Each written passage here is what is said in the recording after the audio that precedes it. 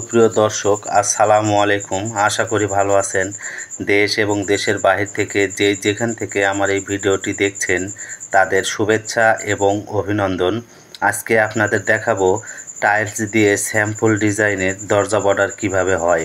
জানতে হলে অবশ্যই পুরো ভিডিওটি দেখবেন।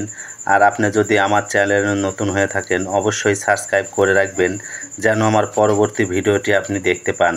আর অলরেডি যারা সাবস্ক্রাইব করে রাখছেন তাদেরকে অসংখ্য ধন্যবাদ।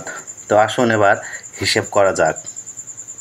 আপনার এরকম স্যাম্পল ডিজাইনের রুইতন করতে গেলে কি মাপে টাইলসটা কাটবেন। আমার এই দরজার সাইজটা আছে, দৈর্ঘ্য আছে 800 mm, প্রস্থ আছে 150 mm।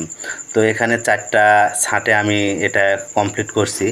150 বাই 200 সাইজের টাইলসটা কেটে নেবেন এবং 150 বাই 200 সাইজের টাইলসটা মিডিল দিয়ে 2 ভাগে ভাগ করবেন।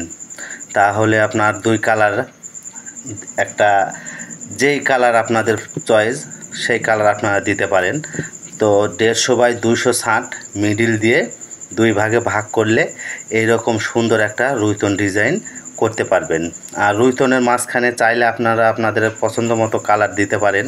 তো এখানে আমি দিলাম কালোটার সাইজ আছে 55 mm স্কোয়ার। আপনারা চাইলে আপনাদের পছন্দ মতো কালার দিতে পারেন। আর কালোর মাঝখানে হোল্ডিংটা আছে, হোল্ডিংটার সাইজ হচ্ছে 28 mm। তাহলে এরকম সুন্দর একটা দরজা বর্ডার তৈরি করতে পারবেন। আর আমার এই ভিডিওটি যদি ভালো লেগে থাকে অবশ্যই লাইক, কমেন্ট, শেয়ার করবেন।